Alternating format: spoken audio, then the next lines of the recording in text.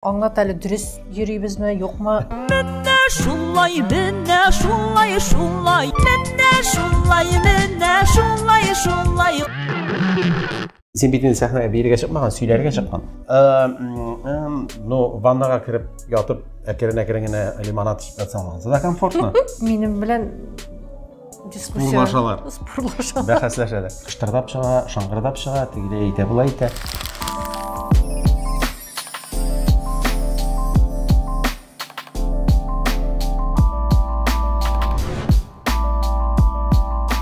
Xayrlı gün, hürmetli tamaşaçılar, sağmısınız, исәнмесез? Biz tağın kızdırığa çıkıp oturduk. Әле нәрсә кыздырмабыз, ләкин менә сөйләргә, әзрәк өйрәтергә маташабыз дәйми инде. Әлбәттә. Кешеләр сөйләшкәндә бит әле ул ишарәләр белән сөйләшергә ярата. Шуны да сөйләшербез бу бүген. Без килеп җитәрбез. Мин шуны әйтәсем килә гомумән, безнең күренекле галимебез, тел профессоры Илдар Маликович Низамов, барыбызның уртак устазы, речеведение, ягъни сөйләмият дигән фән булдырып, аны татарча нигезгә корып, югары курсларына кертергә дип янып йөргән иде, ләкин кызганча шул булып бетәлмәде. Булса бит ни дәрәҗәдә матур булыр иде. Табиблар да кеше белән сөйләшә, инженерлар да сөйләшә, авыл хуҗалыгы белгечләре дә кеше белән эшли, алар булачак җитәкчеләр. Шулай журналистлар да, мәдәният хезмәткәрләре дә һич шиксез аларга да зыян итмәс иде. Әмма югары уку йортларында бәлкем укытылмыйдыр инде, әйме? Шулай да хәзер бит инде курслар бар. Матур сөйләм курслары, татарчада өйрәтәләр. Ул интернет киңлекләрендә бик популярлашып килә. Кеше алдында ничек чыгыш ясарга, андай Кайсырында нинди сүзне кулланырга. Теләгән кешегә, менә үзенең сөйләмен камилләштергә теләгән кешедә андый мөмкинлек бар. Бүген без кыска киңәш рәвешендә булса да әйтеп китик, экстралингвистик чаралар, ягъни телдән тыш чаралар. Менә сөйләгән вакытта, күреп торасыз, менә мин ишарә белән эшли башладым. Әйтеп бетермәгән сүзләрне мин ишарә белән сезгә салырга тырышам. Бу һәрбер очракта да шулай. Ул экстралингвистик чаралар дип атала, жестлар аркылы менә шулар аша без әйтәсе фикерне, сүзне белдерергә тырышабыз. Чөнки ул мин әйтәсе сүзнең дәвамы.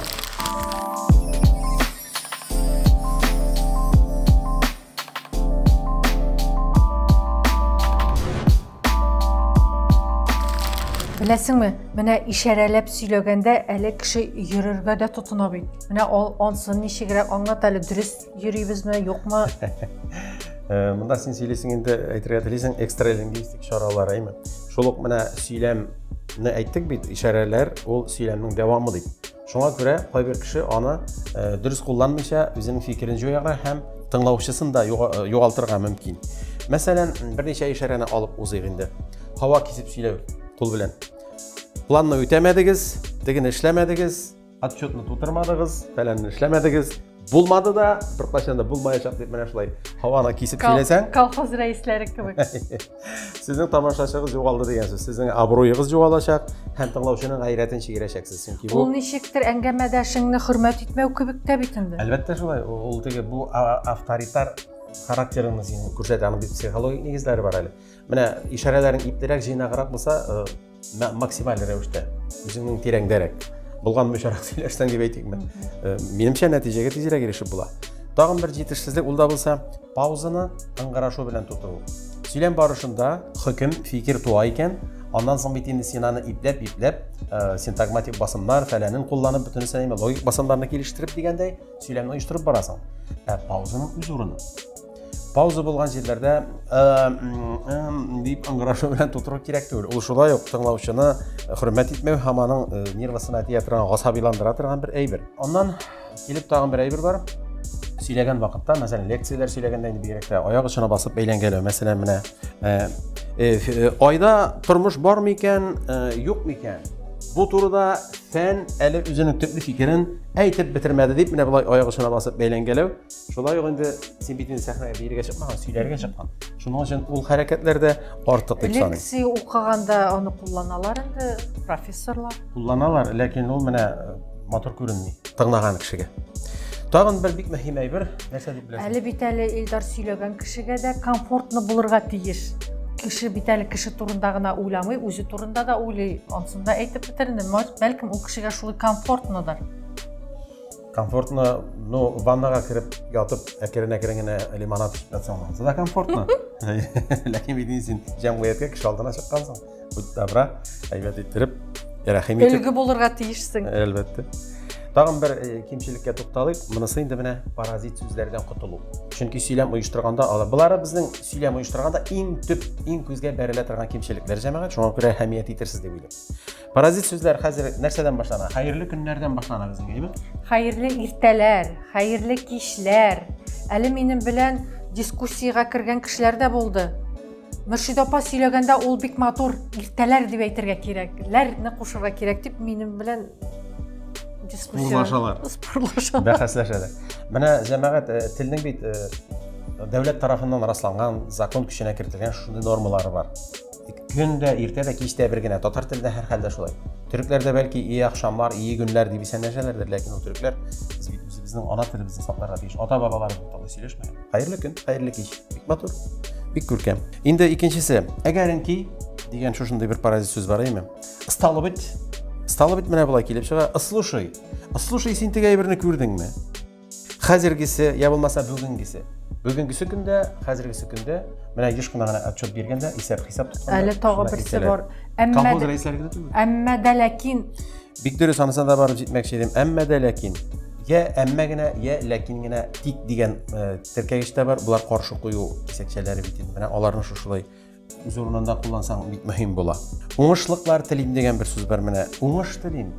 Уңышлы булуын телим. Нәрсәгә уңышлыклар бу ниндидер бер гарип сүз. Менә шушы әйберләрнең барысында үтәсәгез, үтәргә тырышсагыз, сезнең сөйләмегез һичшиксез күркәм, матур, җыйнак һәм нәтиҗәле булыр.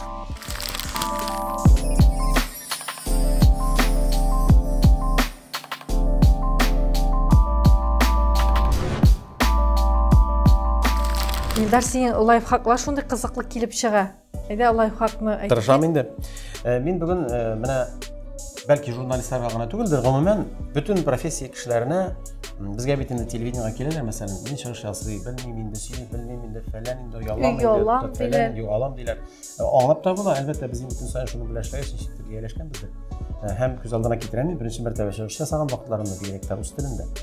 Шуңа күрә, мөхтәрәм җәмәгать, нәрсә киңәш итәм? Лайфхак.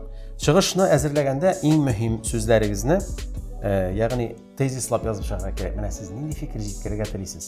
Шул фикерне тупларга кирәк. Чөнки безнең сөйләм бит ул хөкемнән тора. Хөкем һәм сурәтләү чаралары телдән тора. Әгәр дә инде үзегезгә ышанып бетлисез икән, язган текстны, я булмаса уйлап куйган текстны, иң мөһиме язу түгел, уйлап кую. Менә телдән уйлап куйдым, менә шуны әйтәм дип. Менә бик әйбәт була. Көзге каршысына басып, сөйләп карау. Ягъни репетицияләп. Тавышыгызны кайбер кеше яратмый бит, минем тавышым бик ни икән, матур түгел икән, кыштырдап чыга, шаңгырдап чыга, тегеләй әйтә, булай әйтә. Тавышны тәрбияләү хәзерге вакытта бик җиңел, чөнки кесәдә телефон, аласың да яздырып карыйсың, үзеңә ошый башлаганча яздырасың. Яздырасың. Шуннан инде яхшы үрнәк, өлге булырдай артистлар сөйләменә кулак салыгыз дип әйтәсем килә. Менә хәзерге вакытта Галискар Камал театрының өлкән буын артистлары, Навил Абишәрәфиевлар, Дания Панурлылар буыны. Менә аларны тыңларга Айрат Арслановның язмалары шактый күп. Радио фонында Васфи Камал Саттарованың Фуат Галимуллин үзе бер менә дигән кеше татар сүзе дигән конкурсы күзәтеп барыгыз, анда да менә бик матур күркәм үрнәкләр күрерсез. Тәлгат Хаматшин шундый матур итеп сөйли иде. Искиткеч шулай Данил Ибраһимов менә шундый күркәм кешеләрнең берсе. Һәм инде йомгаклап шуны әйтергә кирәктер. Телебезне яратыйк, саклыйк һәм дөрес кулланыйк. Ул безнең иң кадерле, иң зур мирасыбыз. Ул безнең бурычыбыз. Телне саклау ул менә безнең журналистларның да бурычы. Тәбрик иткән өчен сиңа бирелер һәм кирәк.